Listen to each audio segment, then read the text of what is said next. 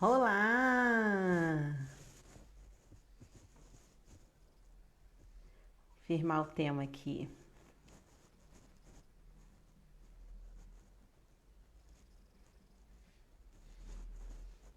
Oi, Fabi!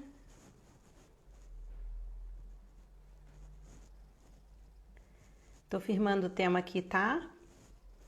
Já falo com vocês. Oi, doutor Enio!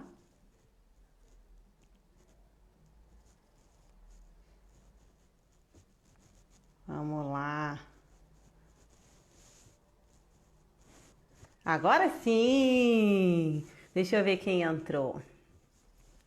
Fabi, Vitor, bem-vindo, Elisa, Lucy, Marcinha, minha sócia linda, Lu, Nathalie, Andréia, tudo bem com vocês? Vou dar um minutinho aí para o pessoal ir entrando.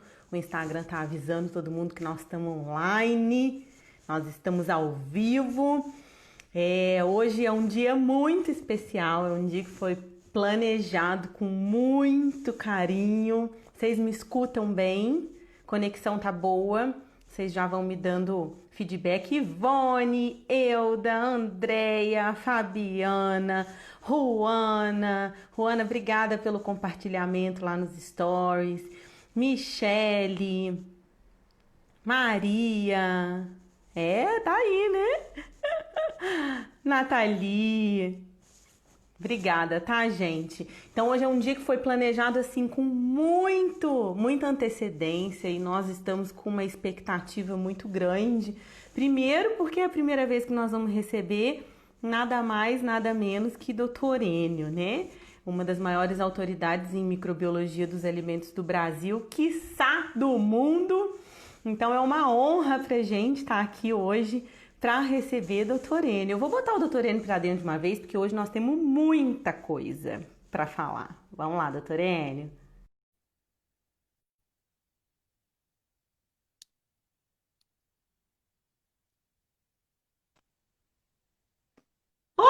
Olá, tá me ouvindo ou tá difícil? Tô te ouvindo, não tem nada difícil. Ótimo. Vê se fica melhor assim. Tá mais claro? Ótimo! Só acender uma É, eu luzinha pus aí, né? uma luzinha, pus uma luzinha para ver se ajuda, para ver se tira um pouco essa velhice que a gente tá. Imagina, eu tive que tampar na maquiagem, na escova, porque isso aqui é um evento para mim, o senhor sabe, né? Que Pelo amor de honra! Deus. Você vai defender o prêmio Nobel hoje? Tá linda de morrer, toda, né? Mas é tudo pelo senhor. Ah, tá bom, vai, tá bom. Ai, doutor Enio, muito obrigada por ter aceito o nosso convite, o humilde convite. O senhor tem feito um monte de live falando de coronavírus, falando de um monte de outras coisas, e eu não queria convidá-lo para falar de mais do mesmo. Eu queria convidá-lo para falar de algo muito importante para a nossa profissão e que tem sido pouco debatido. Então, obrigada por ter aceito. Imagina, eu que estou agradecido de você lembrar da gente, o famoso Ibicali, né, que vocês estão hoje norteando, está muito bonito, né, com o grupo todo. Eu agradeço muito você estar confiando no nosso trabalho, vamos conversar um pouquinho fora de Covid, né, que já encheu a paciência isso daí, acho que todo mundo já sabe, né. Só tem uma coisa, às vezes, nós estamos num horário que tem muitas lives acontecendo, né? Então, às vezes, cai um pouco o sinal, viu? Por isso a gente Fique tem que ir tranquilo. tateando, tá? Todo mundo tem paciência. Os meus meninos e meninas já entendem aqui que de vez em quando dá uma rateada, mas vai dar tudo certo. É isso Então, mesmo, né, Rafaela? Tá tudo em bora paz. Você começar também, então, né? porque a gente tem um monte de coisa para falar, temos um monte de dúvidas, e as dúvidas vão Você, surgindo à medida que o senhor for falando. Fale, doutor Enio. você sabe que o assunto é extenso, né? Você sabe disso. É. É muita coisa, é bastante coisa. Eu estou rezando para o Então, senhor virar para mim no final dessa live e falar, Rafaela, semana que vem a gente faz outra live para continuar o assunto. Posso fazer, mas a semana que vem tá difícil, a outra. Nossa, não, semana que vem foi mentira, que semana que vem a gente também tá cheio de eventos aqui na Anutri, graças a Deus.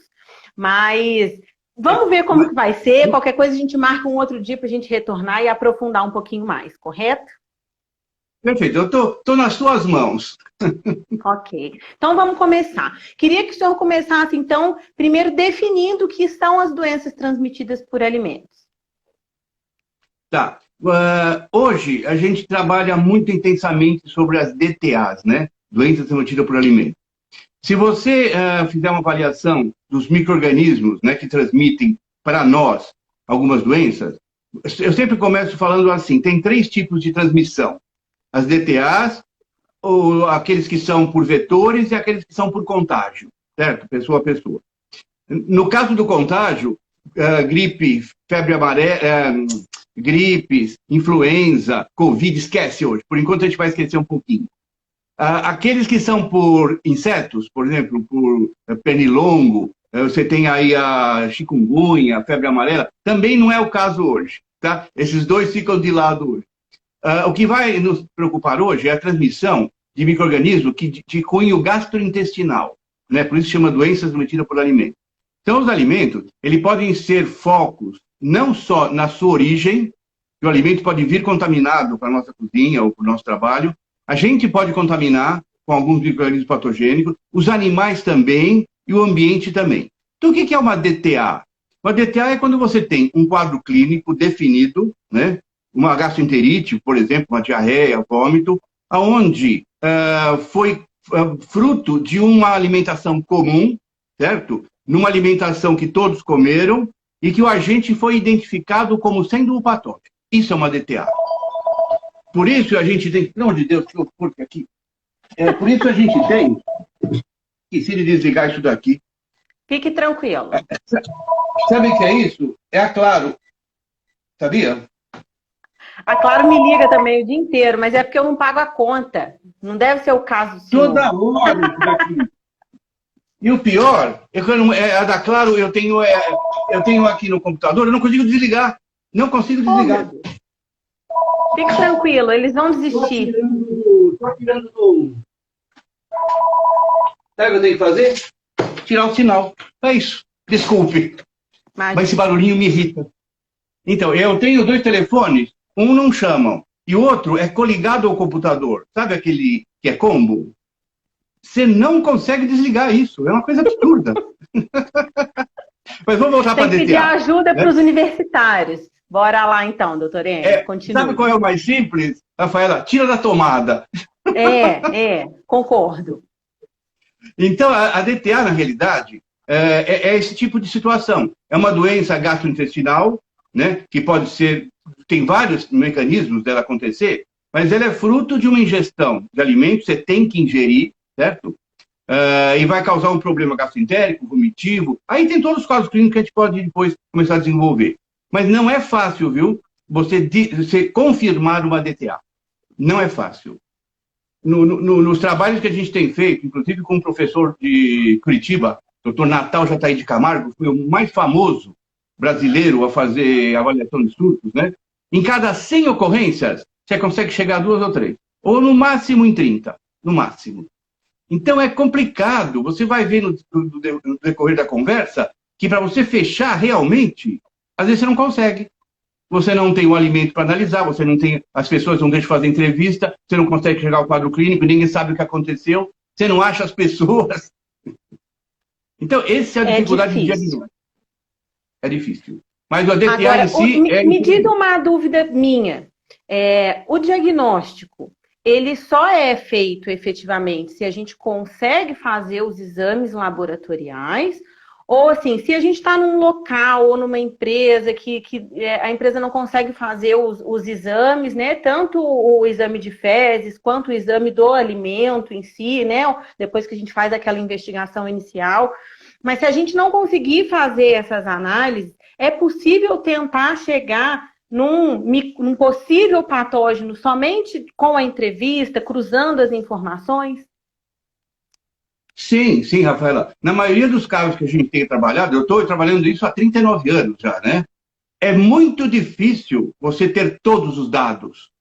O maior número de... A gente chega ao máximo possível, né? Por exemplo, análise de alimento, esquece, nem todo mundo tem, em primeiro lugar.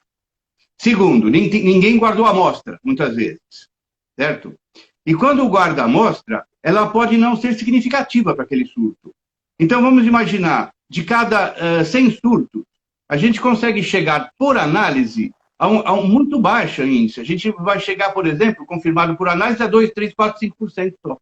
Então, a análise microbiológica, a análise de fezes, é complementar. Ela não é a primeira coisa, mas tem que ser feito. O que é um diagnóstico de um surto? Primeira coisa, você ter uma ficha de inspeção para surto, né, uma avaliação, que eu tenho uma montada pelo laboratório, que eu fiz há muitos anos, e agora tem uma da Organização Mundial de Saúde, do Codex, que a gente faz um trabalho. Quando eu dou esses cursos presenciais, tem um exercício que a gente faz por aí.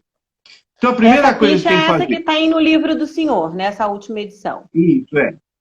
Mas, olha, acompanhar um surto não é difícil. Mas tem muita nutricionista que começa a chorar na hora que acontece. Não pode. Tem que tomar cuidado. Não chora, se segura, fica tranquila. Principalmente quando começam a vomitar na cozinha. É horrível isso, né? Ai, meu Deus. Qual é o caminho? Em primeiro lugar, ver quantas pessoas comeram a refeição suspeita e quantos tiveram. Primeira coisa. Chama a taxa de ataque, né? Assim, o número de ocorrência. Porcentagem de ocorrência. Bom, por aí você vai ver. Tem gente que fala assim, não, tem que ter 10%, 20%. Não existe isso. Um caso, às vezes, é surto. Tá? Depende da situação. Bom, uma vez que você tem entrevista, o que é importante saber? Que horas a pessoa comeu, quanto tempo depois saiu o primeiro sintoma, e quais foram os sintomas? Foi vômito predominante? Foi diarreia? Teve febre? Teve náusea? O que aconteceu? E ter, é lógico, você falar qual é a taxa de ataque. O que é taxa de ataque? É qual alimento a pessoa comeu. Que às vezes não é surto, às vezes é outra coisa que aconteceu, porque ninguém comeu alimento nenhum, às vezes. Eu já cheguei à conclusão que era o sanduíche da esquina do lugar, que não era o restaurante. Exatamente. Então, por exemplo, se você tem um surto com salmonela em ovos, alguém tem que comer o salmonela em ovos para ter o surto, né? E às vezes a análise de fezes dá certo. Não vou atropelar o raciocínio. Então, veja bem, a entrevista chama estudo epidemiológico. Entrevistar, que horas comeu, primeiros sintomas, quais os sintomas e o que comeu. Certo?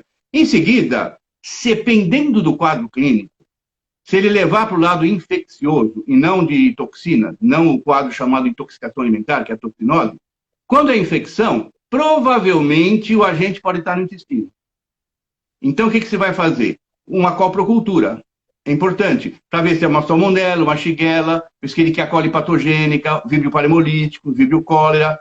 Aí você tenta fechar. Mas para você fazer análise, o quadro clínico já te deu uma indução.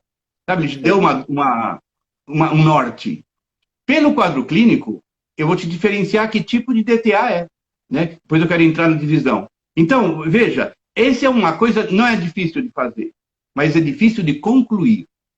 Concluir, não é mole. O porque eu já fiz uma investigação de suspeita de DTA e a maior dificuldade que eu tive, primeiro, foi de fazer com que as pessoas envolvidas respondessem ao questionário e segundo, que elas lembrassem realmente o que elas tinham comido. Porque as pessoas não lembram que comeram há 2 dias atrás, há 3 dias atrás. E a gente sabe que isso influencia muito, porque existe o período de incubação que pode ser de até 72 horas. Então, às vezes, a pessoa está achando que é uma coisa que ela comeu ontem e não é, né, doutora Eni? E mentem também. As pessoas mentem. Toma cuidado. Eu já vi 2 surtos muito interessantes. Um chama Salmonella sindicalis e a outra é tiquetose. Já ouviu falar dessas duas, não? Não. Salmonella sindicalis é quando o sindicato quer ganhar alguma coisa, ele forja uma gastroenterite nas pessoas. Sabe? Tudo fake. Então a gente chama de Salmonella sindicalis. E a outra é a tiquetose. O cara não quer mais a comida do restaurante dele, quer ticket. Porque o ticket ele pode comprar cigarro, pode comprar pinga. Então ele começa a criar polêmica para sair fora. Então essas duas coisas são muito interessantes para a gente trabalhar. Mas você falou uma coisa certa, é difícil fechar um surto, porque você depende de informações. E olha, se você não fizer a pergunta para as pessoas presencialmente, hein, estando lá, chama a pessoa no dia seguinte, né? Um surto geralmente é no dia seguinte. geralmente, né? Ou com o almoço ou com o jantar no dia seguinte. Se você passar mais tempo, esquece. Eles não vão lembrar de nada, o que comer, não tem nada o que fazer. Então, o que acontece? A não ser que seja uma coisa muito fácil de diagnosticar, certo? Por exemplo, eu consegui um surto fechado. Raramente eu faço isso. Nós foram 2.800 refeições, 600 pessoas para o hospital. Tá? A hora que nós analisamos os alimentos, era um quadro infeccioso, com febre, né, diarreia, uma coisa bem legal, sabe? Falava por uma infecção intestinal. Conseguimos isolar a salmonela do bife Chateaubriand, que todo mundo comeu. Então, aí começa a se fechar, né? Tem gente, às vezes, que come e não tem. Nunca é 100%, né? Porque depende da sua sensibilidade. Aí eu consegui chegar ao alimento pela análise, consegui chegar ao quadro clínico, a entrevista, aí você fecha. E outra, isolei das fezes do doente. Olha só que interessante. Consegui isolar a bactéria causadora do alimento. Consegui isolar a mesma bactéria das fezes. Acabou. Esse é fechar um surto. Sabe quantas vezes em 39 anos eu fiz isso? Que dificuldade, né? Rafaela, eu fui um dos primeiros microbiologistas a ser contratado por uma empresa de alimentação, que eu trabalhei no Rio há muito tempo, com a RIGA, Organização Comercial de Restaurantes Industriais. A RIGA era a única no Brasil. Em 1981 eu entrei. Sabe por que eu fui contratado? Para descobrir por que tinha diarreia. Era novidade, não tinha tanto assim. Não existia ninguém trabalhando, não tinha legislação, entende? Então eu fui contratado. Até o dono da RIGA falava assim, não diga que você é funcionário, senão eles vão ver que tem muita diarreia. E isso era muito pesado na época, você contratar a pessoa, você está dando a cara a tapa, ou seja, minha empresa tem muita gastroenterite. Isso é mal, do ponto de vista de marketing. Com o passar do tempo, o pessoal começou a valorizar a RIGA por contratar. Puxa, eles estão querendo resolver problema. Mudou o perfil. Mas olha, eu fiz muito trabalho, de 81, 82, até 86, eu viajei em São Paulo, Rio e Bahia, toda hora. Você não tem ideia. Eu ia na Cinelândia, tinha Instituto do Brasil Café, Serpro, Equipetrol, tinha um monte que a gente trabalha. Foi excelente. Aí que eu aprendi. Sabe? Aí que eu aprendi falando com a pessoa, escorregando no vômito da pessoa, sabe essas coisas? Se você não colocar a mão na massa, a gente não aprende. É verdade. Não adianta ler o livro. O livro é lindo. Eu te dou um livro depois chamado... Eu ia elogiar ele aqui agora, que eu te disse mais cedo que hoje eu fiquei meio que devorando o capítulo de DTA do livro do senhor, para não passar vergonha aqui na frente, né? Porque senão a gente passa vergonha. Mas, ó, você já está sabendo demais, tá ótimo. Você já pode se especializar... Próxima vez eu vou escrever um pedacinho. Ah, sem dúvida. Eu vou te mandar um outro livro chamado Bad Bug Book, o livro do mau micróbio. Lá é só de DTA. É muito bacana. É da AFA, né? A Associação Americana de Saúde Pública. Mas é complexo, né? É complexo. É muito. É muito, muito complexo. Aí, doutor Enio, quando a gente fala de DTA, como que a gente classifica, então, uma DTA? Tá. Eu vou te classificar teoricamente, tá? Que as coisas estão mudando constantemente. A doença transmitida por alimento tem dois ramos. Ou ela é considerada uma intoxicação alimentar, que nós estamos tentando mudar o nome para toxinose. Por quê? Quem causa, esse meu gato não vai aprontar aqui, quem causa o problema não é a bactéria em si, é uma toxina que ela produziu no alimento. Tá? Okay. Então, essa toxina, na realidade, são 3 grandes grupos de bactérias. Primeiro, é o famoso Staphylococcus aureus. Né? Você pode comer o estáfilo, não é ele o problema. Depois você tem a Bacillus cereus e o Clostridium botulinum. Olha só, são 3. Esses 3 já dão um baile na gente. Já dão um baile. Então, o Staphylococcus aureus, ele vai para o alimento, ele tem que multiplicar, produzir a toxina. Você vai ingerir a toxina e vai ter um quadro clínico chamado intoxicação alimentar. É um quadro vomitivo de meia hora a 4 horas, sem febre, quase sem diarreia. É a mesma coisa do Bacillus cereus, é uma coisa que se difere do Clostridium botulinum, que o botulino é neurotóxico, é neurológico. Botulismo não é diarreia, vômito, é neuro, sabe? Você começa a ver dupla, engole. É bem mais sério, então, né? Esses 3 micro-organismos configuram uma classificação das DTA. Nós trabalhamos com 5 hoje, tá? Doenças alimentares. Primeiro, a gente tem a intoxicação alimentar, que hoje chamam de toxinose. Por quê? Você come a toxina, não a bactéria. Interessante, né? E para você comer a toxina, primeiro, você teve que ter um erro técnico grave na produção. Porque a bactéria só produz a toxina quando ela multiplica. Se ela se multiplica, existe erro de tempo, temperatura, violento. Não existe uma produção de toxina com menos de 6 horas de exposição, 6 a 8. Então, se aconteceu isso, pode reparar que tem coisa grave na cozinha. E qual é o outro lado? Muito antecipada, né, doutor Enio? Terrível, terrível. Transportada, antecipada, delivery, então, um monte de coisa. Só se fala de Covid, né? O pessoal está esquecendo a DTA. Exatamente. Nesse troço aí. Então, o outro lado, né, só para a gente não perder o fio da meada, é a infecção alimentar. Infecção é quando você come um micro-organismo. É ele que vai causar. Então, tem vários. A maioria deles também precisa ter se multiplicado no alimento.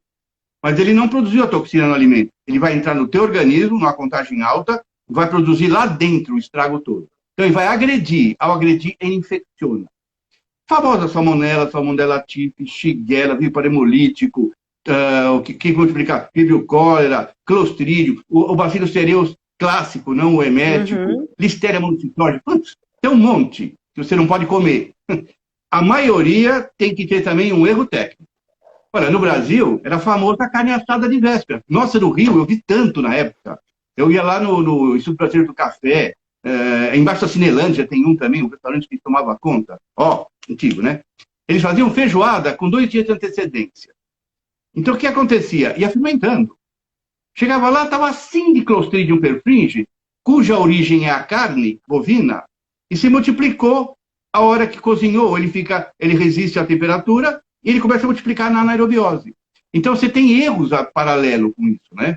Então, essas são bactérias que você ingere a bactéria em alto número e vai causar fundamentalmente diarreia, vômito, pode causar febre, mal-estar, aquela coisa toda.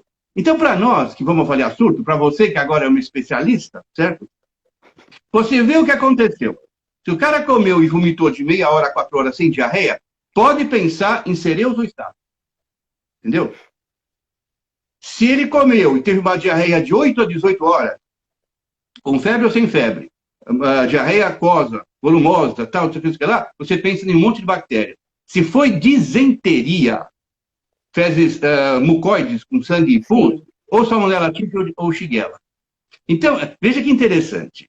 Para a gente poder avaliar surto, você precisa conhecer microbiologia. Lógico. Entende? Eu fiquei anos estudando cada bactéria, onde ela está, como ela chega, como ela multiplica, o que ela causa, para poder ter uma visão do que está acontecendo. Né? Nós tivemos um quadro aqui em Campinas, só para você ter uma ideia, há uns anos atrás, faz uns 6, 7, 8 anos. Uma família morreu, né, porque comeu um bolo. Morreram todos, menos uma menina, adolescente.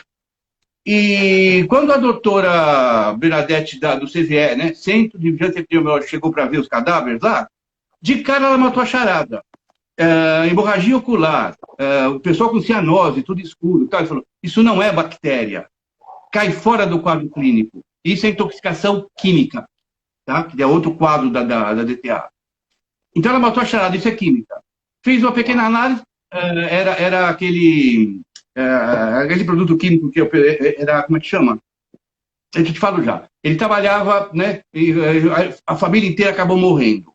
O que aconteceu? A menina não morreu. Aí chamaram a menina. Ele falou assim, o que aconteceu aqui? Ela detestava a família, certo? Ela não gostava de ninguém. O que perceberam? Todos que comeram o bolo morreram. E ela não. Tá na cara, né? Que foi ela que colocou. É o produto químico famoso, vou lembrar daqui a pouco. O que aconteceu? O pai deixou uma carta. Ele estava revoltado. Ele era dono de uma farmácia de manipulação. Ele contaminou tudo para matar a família. Só que a menina não comeu porque não gostava do pai. Entendeu? Arsênico. E todo mundo achando que era menina. Arsênico. Então o pai tinha um laboratório de farmácia, matou todo mundo com arsênico. Olha que curioso, hein? Que isso. Aí eu te falo, volta à interpretação da DTA.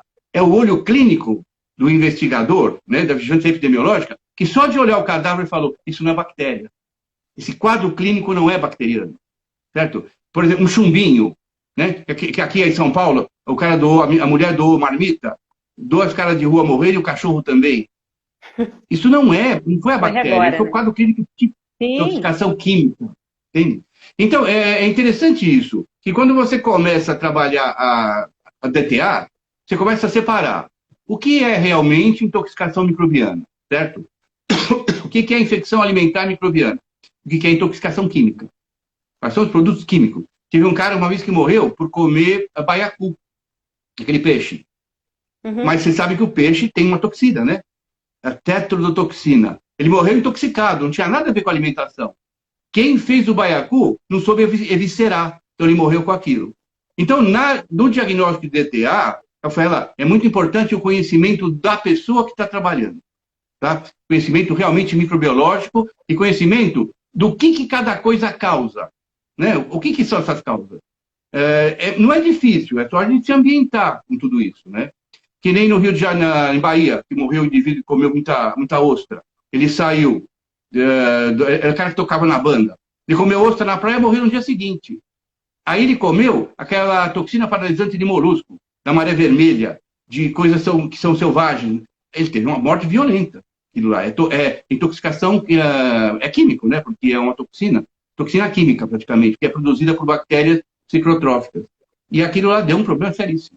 E por os E o copérnicos. mais Então, veja bem. interessante, doutor Enio, é assim, na hora que a gente começa a estudar e a passar pelas questões de microbiologia, dos micro-organismos, a gente compreende perfeitamente que, assim, é tudo influenciado pela falta de cocção ou pela cocção inadequada ou pela contaminação cruzada. Não tem muito para onde É fugir, isso mesmo. né? É isso Não mesmo. tem muito para Você, onde fez, fugir. E você aí, falou uma quando coisa. o senhor está falando. Fale, doutorene. Não, você falou uma coisa interessante, eu não posso esquecer. Contaminação cruzada. Principalmente com salmonela. Por que a OMS proibiu lavar frango em cozinha? Qual o motivo? Frango tem salmonela. A hora que você lava, você espalha salmonela na cozinha, em outras situações, em utensílios e até outros alimentos. Pula. E tem pessoas que são sensíveis a pouquíssima salmonela. Tem gente sensível a 10 salmonelas, que dá um quadro clínico grave. E a Então, bendita, por ela isso. se reproduz no restinho de comida que fica ali na bancada, né, doutorene? É um negócio de doido. Claro. Você falou uma coisa interessante. As DTAs, a maioria, hein, 85 a 90%, foram decorrentes de erro de tempo e temperatura. Certo?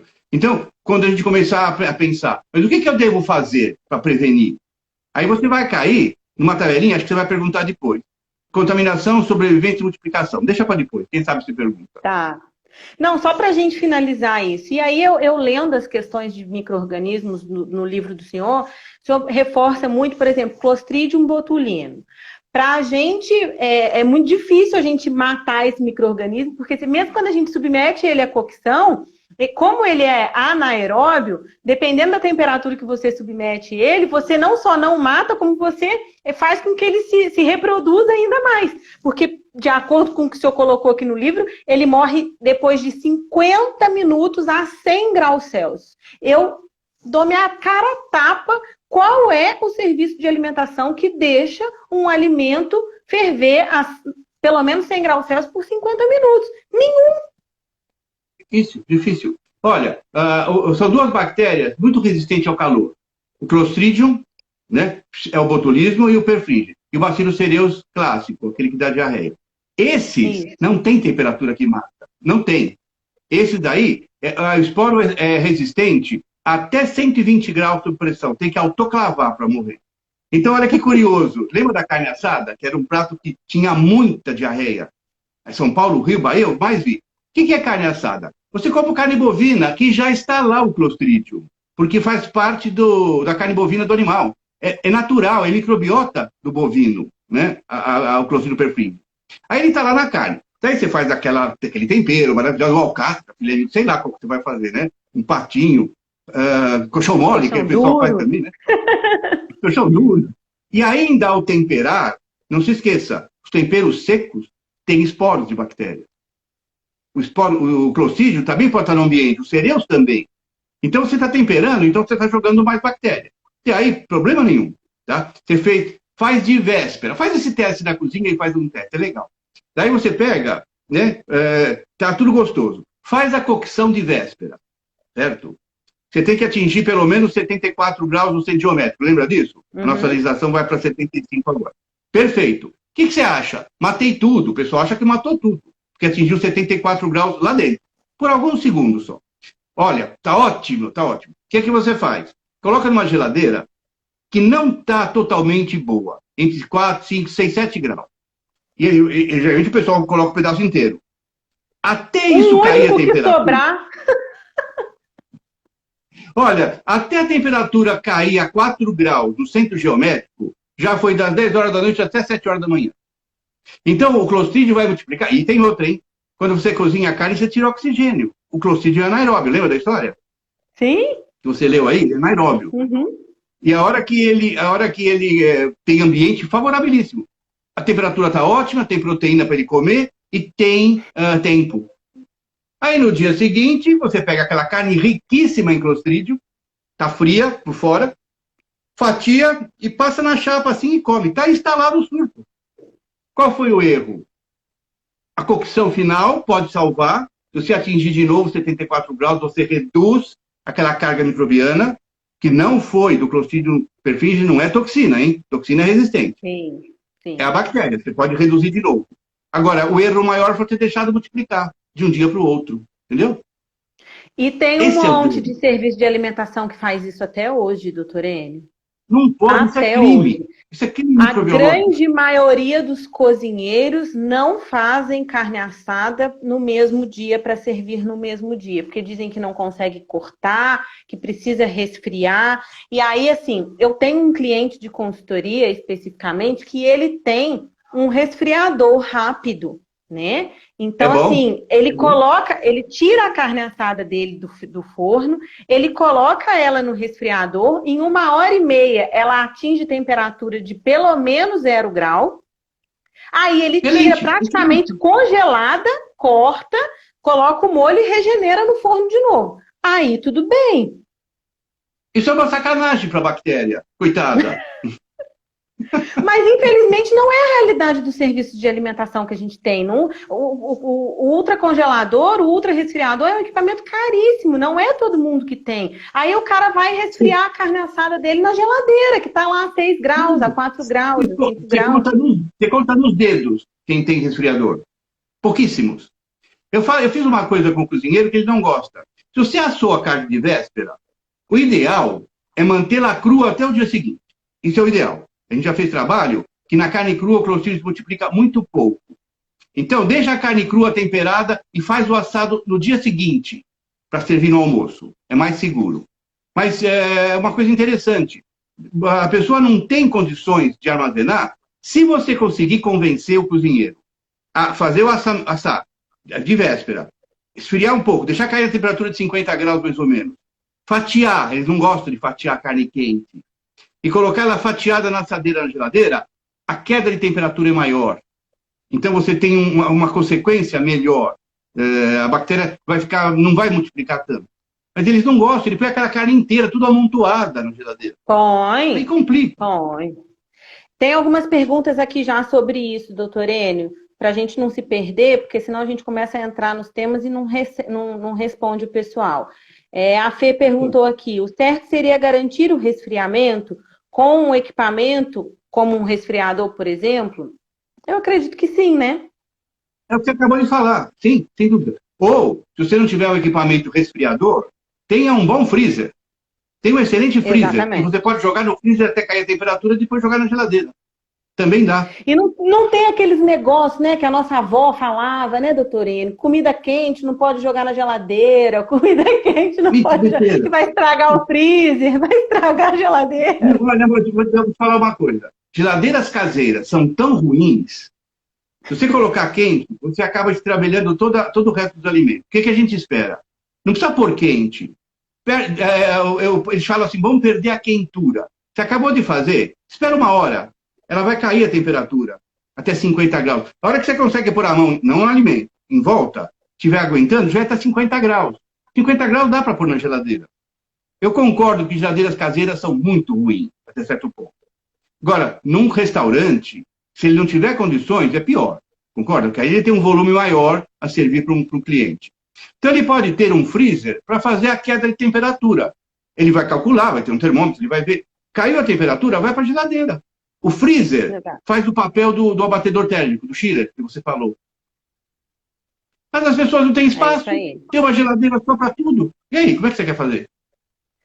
Doutor Enio, uma pergunta que nós recebemos aqui da Jess foi: já vi colaboradores lavarem o frango com vinagre. É correto? Olha, a legislação manda não lavar. Eu vou ser um pouco cético nisso. Lavar frango não precisa. É besteira. Primeiro que você não vai comer frango cru. Segundo que você não vai deixar o frango contaminar as outras coisas que tem salmonela. Com vinagre ou com água, a salmonela continua. Tá? Pior, é a mania de lavar com vinagre, é que ele diz que o frango é fedido, né? O frango tem um cheiro esquisito. Eu não vejo vantagem. Ele pode lavar se ele quiser, mas não tem vantagem. Agora, toma cuidado. Cada vez que você lava o frango, você aumenta a contaminação de salmonela no seu ambiente. A minha opinião é que não é para lavar. Tem que perder essa cultura de lavar ovos, de lavar frango e lavar carne. Não, eu não concordo. Concordo. A Foodtech Mood perguntou aqui para a gente poder já, gente. Agora vamos responder a última pergunta para a gente conseguir andar com o tema da live. E os paninhos de cozinha também transmitem DTA? Muitos estabelecimentos ainda utilizam. Eu acho que essa pergunta, todo mundo já sabe a resposta. Ela só está querendo confirmar. Rafaela, mais ou menos uns 20 anos atrás, eu trabalhava no Transamérica de São Paulo e veio um professor muito bom falar com a gente, o Dr. Frank Bryan, que era do CDC. Deixa eu me posicionar aqui de novo. Ele falou uma coisa para a gente. Quer saber onde está a contaminação? Siga o paninho. Eu tenho uma raiva desse paninho, doutorino. Aquele paninho fica aqui do chefe, fica aqui, limpa a bancada, ele passa no rosto, ele põe em cima do alimento. Eu achei uma medida justa tentar acabar por colocar coisas que são descartáveis. É uma boa saída. Mas tem outra, né? Se você tem uma cozinha consciente, onde o pano é usado cada coisa para a sua coisa, vamos dizer assim, o pano só pessoal, um pano para se enxugar talher e um outro pano para superfície. Você usa, lava, seca, ferve, seca. Existe uma rotina que você descontamina e não tem problema. Mas o problema, como ela perguntou, é o paninho inadequado. É horrível esse paninho. Ele está encardido. Eu cheguei a isolar, eu faço análise ambiental, né, colhendo por centímetro quadrado, cheguei a isolar quase 500 mil bactérias por centímetro quadrado, até 1 milhão. Isso é muita bactéria. Quando o recomendado é 50 bactérias por centímetro, em qualquer superfície de manipulação de cozinha. Então, o paninho é um horror. Sabe o que era ruim também? Lembra aquele sacapuxa, saquinho de confeitar? Você coloca o creme. Eles tinham o mesmo problema do pano. Agora é tudo descartável. Agora não tem mais aqueles laváveis.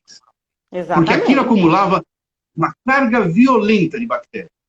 Então eu sou tem padarias que até o bico é descartável, doutorino, porque o bico é uma coisa muito difícil de higienizar, né?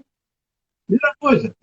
Então, por exemplo, você está lá com um produto de creme, que ele acaba usando o ovo cru, que não pode, né? E tem salmonela. Ele vai pôr salmonela em tudo e vai ficar no pano. É isso que a gente tem que olhar. Doutorino, eu não lembro qual micro-organismo que é, porque eu li tanta coisa do teu livro hoje, mas tem um micro-organismo que ele pode ficar até no ovo líquido. Ele sobrevive ao ovo líquido, aquele ovo pasteurizado? Não, é salmonela. É salmonela. Só que é o seguinte... A salmonela também sobrevive no ovo pasteurizado. Também, mas depende. Aí não é que ela resistiu, é que está mal pasteurizado, é diferente. Foi mal feita a pasteurização. A salmonela morre com 70 graus. É que as pessoas, pasteurização de ovo não atinge quase 70, senão você coagula. Então a clara e a gema têm pontos diferentes. Por exemplo, a gema, acho que não me engano, é 65 por um tempo curto. E a clara é 58 por um tempo mais longo. Senão você não tem o ovo líquido. Se não for bem medido no equipamento pasteurizador, ela vai continuar viva. Entende? Vai continuar viva. Entendi. Porque a recomendação que eu sempre dou, né, para as padarias e confeitarias que precisam usar o ovo cru é que usem o ovo pasteurizado, né? E não usem o ovo in Uhum. natura. Eu acho que o risco é Olha, menor. o em pó também é bom, viu? O em pó também tem qualidade. O em pó. Eu nunca usei ovo em pó. É a mesma coisa? Olha, pode não ser a mesma coisa, mas ele pode não dar aquela textura básica. Mas ele Uhum. é bom, funciona bem. Os confeiteiros não gostam e não dá a textura boa no produto deles. Olha, Não dá mesmo o liga, né? pasteurizado, eles reclamam. O pessoal reclama até do pasteurizado. Olha, eu Reclama, aprendi, em reclama. Eles querem o Curitiba, ovo cru. fazer maionese com gema cozida. Também dá, É isso aí. entende? Isso aí. E A são Lua fez uma saídas. pergunta aqui bem pertinente. Quando colocar na geladeira o alimento para resfriar ou no freezer, mesmo um pouco aquecido ainda, né, tipo, com a temperatura de 50, 60 graus, como o senhor falou, pode tampar esse alimento ou colocar uma fita É, filme ou o plástico, fazer uns furinhos. Qual é a orientação? não, isso aqui é uma opinião. A maior número de ocorrência foi com produto quente tampado em geladeira. Sabe por quê? Quando você coloca o produto quente num lugar frio, tem que ocorrer a convecção. Convecção é a saída da temperatura. Você sabe que não existe frio, né? Existe ausência de calor, fisicamente falando. Como é que o calor sai se você está tampado? Entende? Então, Exatamente. ou você deixa meio aberto, porque a geladeira não vai contaminar o alimento, para a pessoa ficar tranquila. Só põe tampa na geladeira, no produto, a hora que chegar a 20 graus. Essa é a regra internacional que a gente tem também na nossa legislação. Você quer pôr num plástico? Desde que seja furado, então. Ah, mas vai contaminar o Exatamente. Pode alimento. botar uma fita Geladeira. filme, fazer uns furinhos nela e colocar lá o produto para resfriar. Geladeira não contamina alimento. Só tem um modo de você contaminar alimento em geladeira que eu tive a oportunidade de ver. Descongelar frango, onde ele pinga no alimento lá embaixo. Então você deixa o frango descongelar numa cuba, onde ele segura aquela água. Tá? Deixa eu pegar minha cadeira aqui. Pegue. Entende isso daí? A cadeira está Entendi, indo para trás. entendi. Então, olha, você não tem ideia do problema que é colocar alimento quente tampado na geladeira. A pior coisa que tem. Outra coisa, colocar alimento no isopor, alimento quente no isopor da geladeira. O isopor é isotérmico. Sabe esse isopor de transporte de alimento? Não pode, não pode. Vai manter a temperatura, né? Ele vai brigar para manter a temperatura. Agora, Sim. doutor Enio, a gente já falou um pouquinho dos assuntos que a gente ia abordar hoje, mas eu queria que o senhor descrevesse basicamente quais são os sintomas de intoxicação alimentar e o de infecção alimentar. Qual é a grande Perfeito. diferença entre os dois? É bem diferente. Quando você fala em intoxicação alimentar, vamos falar dos três micro-organismos básicos. Staphylococcus aureus, Bacillus cereus emético e o Clostridium botulino. Perfeito? O Clostridium botulino, ele é a parte, porque ele não é um gastroentérico. Ele é neurotóxico. Então, o quadro clínico dele se difere. É muito fácil. Você tem dificuldade de deglutir, visão dupla, perda da capacidade de respirar, é outro papo, é outra coisa. Mas desses que são comuns, né?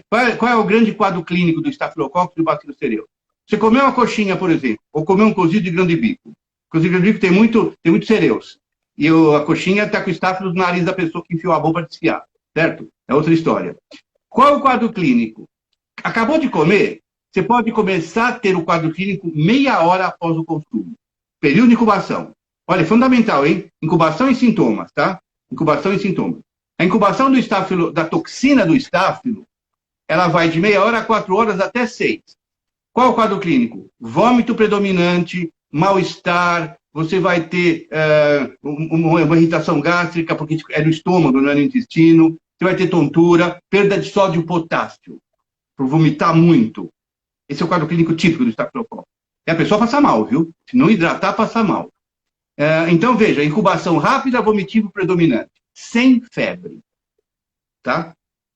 Ele está vomitando na mesa, às vezes.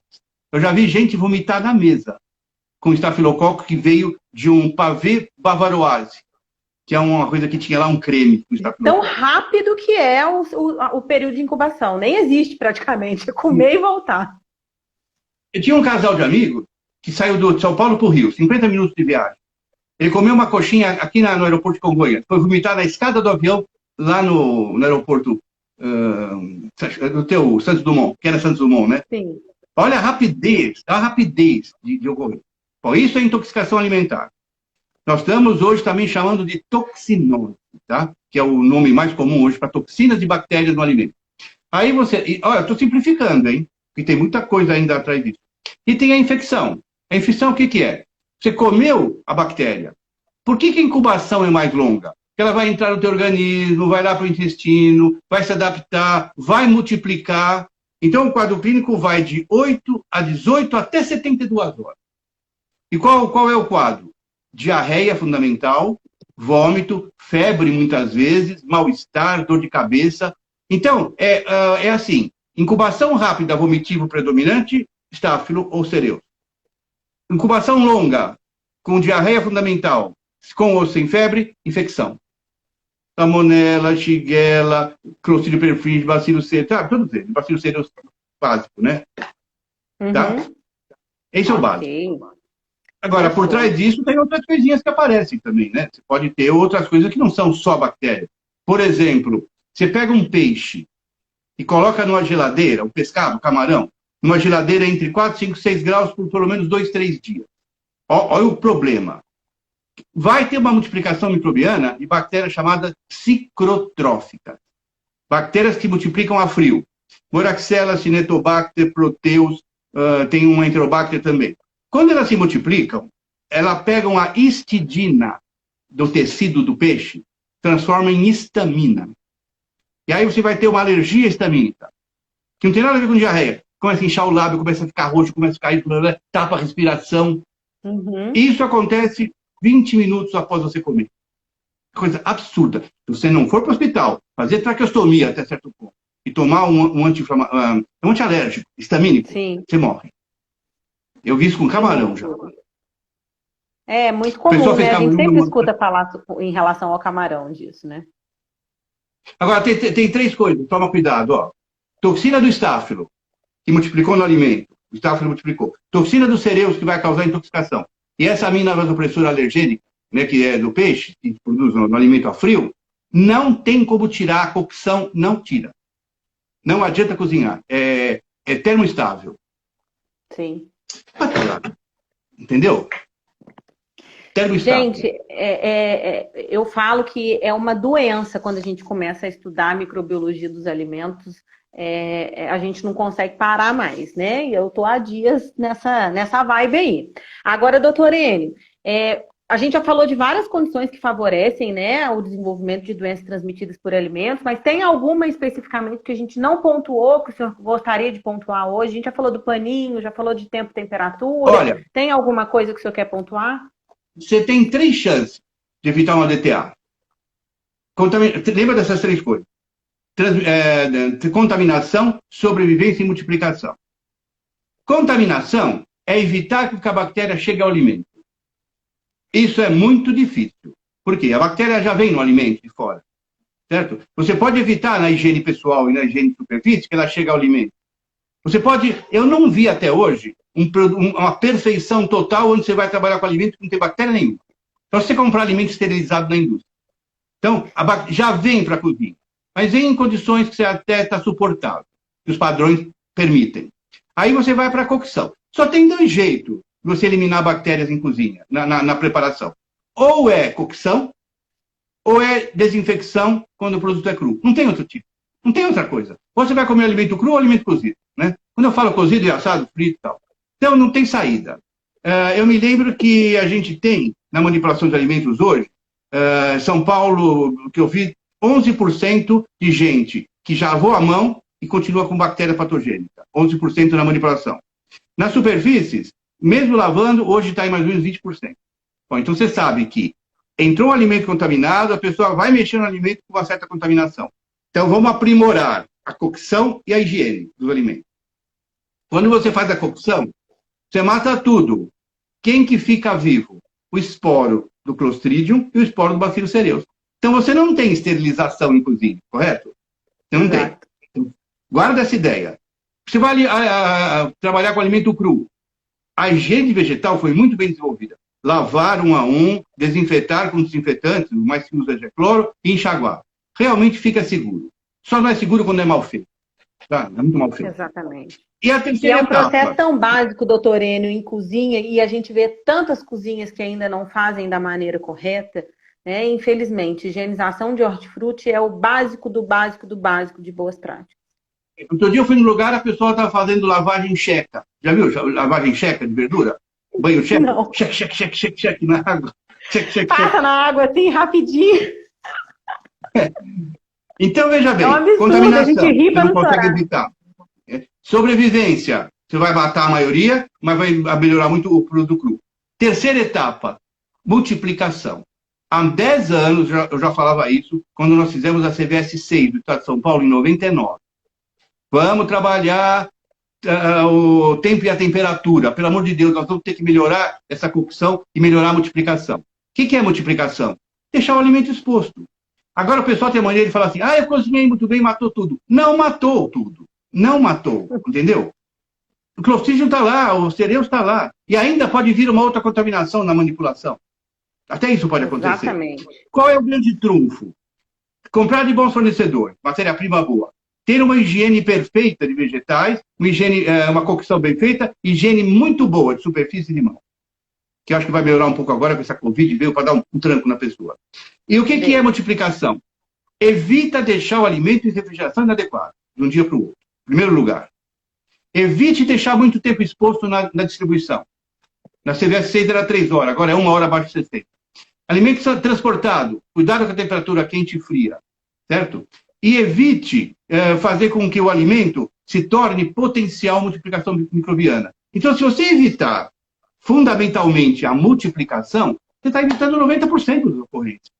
Vou te falar a verdade, mesmo que o alimento estava contaminado, se contaminou mais na manipulação, se você trabalhou corretamente a cocção e a multiplicação, não deixou, come na hora.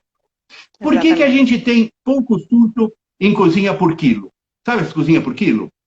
Porque é 3 horas, serve às 11 e acaba às 2. Quando a bactéria vai começar a multiplicar, acabou o almoço. Entende? Exatamente. E agora, nós podemos fazer um dia também. Só para não perder, uma live a gente pode fazer com essa nova legislação de sobras de alimento e doação. Vamos, doutor Enio, porque essa legislação tá meio esquisita, não tá, não? Não, tá boa. Eu fiz um outro dia, excelente de conversar sobre isso. Eu estou esperando isso há 25 anos. Aí, você está no Rio, não está? Tô. Você está no Rio de Janeiro, né? Então, eu estou esperando, eu vou ser o que vai corrigir o protocolo de doação do Mesa Brasil, que eu sou um dos consultores, né? Com a Cláudia. Cláudia que está fazendo o trabalho. Então, essa legislação foi muito bem esperada. O que nós temos que saber é trabalhar a legislação. Agora tem que ter outro lado, né? Fazer a legislação é uma coisa, você aplicá-la é outra. Exatamente. Então, vai aplicar o que eu estou te falando agora. Tudo que eu estou falando agora nós vamos aplicar na doação de solo. Ok, combinado. Doutor Enio, então, para a gente sintetizar, nós temos 7 minutinhos para finalizar a live. O que a gente faz sintetizadamente para a gente diagnosticar um surto de DTA? Então, assim, gente, pega o papel e a caneta, que eu não sei vocês, mas eu tô aqui, meu papel e minha caneta estão aqui. Se vocês não estão, vocês são muito bobo, que tem 100 pessoas aqui escutando o doutor Enio falar coisas essenciais, maravilhosas, e aí agora o doutor Enio vai sintetizar tudo que a gente precisa fazer quando a gente quer investigar um surto de DTA. Bora lá, doutor Enio. Olha só, você só sabe que existiu um surto porque tem o quadro clínico, correto? Você pode comer um monte de bactéria, um monte de alimento e não aconteceu nada. Pode estar até contaminado, não aconteceu nada, você acha que não tem nada. Bom, aconteceu um surto. Primeira coisa, qual é o quadro clínico? O que aconteceu? O que você sentiu? Né? Mal-estar, dor de cabeça, é a primeira coisa. Isso é fundamental, primeira coisa. Segundo, o que você comeu? Onde você comeu? Será que foi almoço? Será que foi o jantar? Então vamos começar a olhar. Daí em seguida, né, que houve o quadro clínico, o que você comeu? Foi quando? Ontem, hoje? Aí veio o período de incubação. São 3 coisas. O que a pessoa sentiu, o que ela comeu e quanto tempo quanto tempo atrás. Com isto, já é grande coisa. Já é uma grande coisa. Porque só com isso, não é difícil fazer isso. É difícil fazer em cozinha comercial aberta. O cara come e vai embora, você não enxerga, você não acha mais.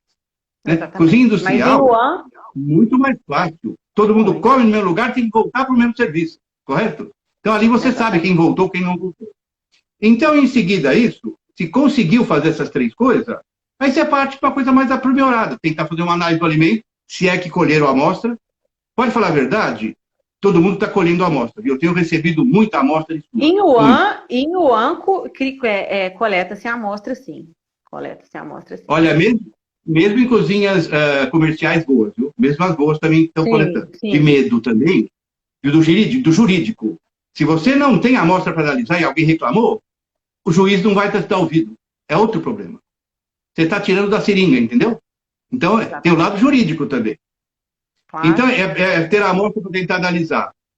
E fazer uma inspeção. Por exemplo, você, que é uma exímia agora, vai avaliar um surto. Começa por isso aí. O que você comeu, o que você sentiu, quanto tempo você comeu. Vamos olhar a cozinha. Aí vem a inspeção. Aí você vai falar para quem fez a comida. Chega a uma conclusão seguinte. A maioria comeu essa bendita coxinha. Focalize a atenção naquela preparação. Que frango você usou, como você disse. Você começa a conversar com a pessoa, você já mata a charada. Que pelo quadro clínico, eu sei se é intoxicação ou infecção. Entende? Aí esse, o resumo é esse. Não tem muito mistério. O que tem é observação e fazer.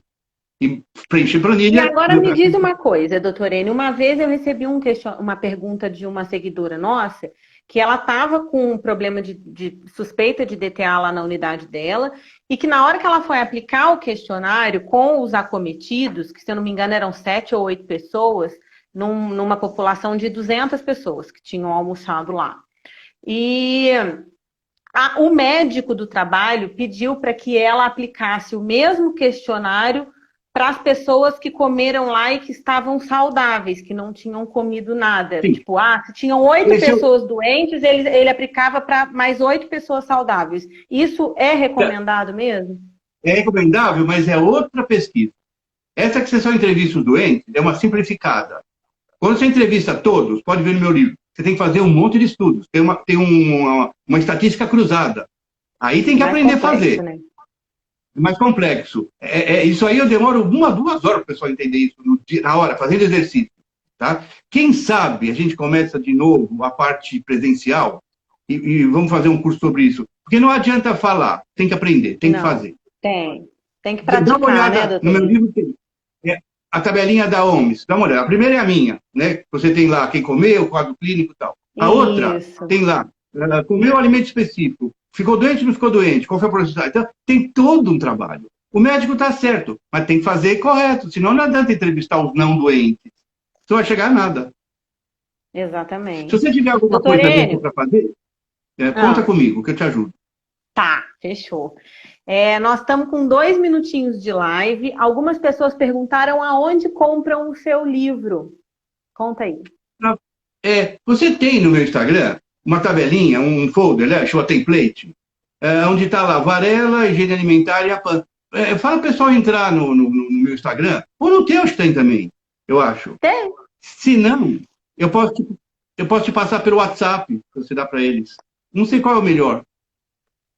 Se alguém quiser comprar o livro do Dr. Ene e tiver com dificuldade de achar, só me manda um direct. Outra coisa, tem um monte de pergunta que a gente não conseguiu responder e a gente não vai conseguir porque a live está acabando, mas se vocês quiserem uma resposta, pode mandar para mim por direct. Se eu não souber responder, eu vou perguntar ao Dr. Ene, o Dr. Ene me retorna e eu respondo para vocês.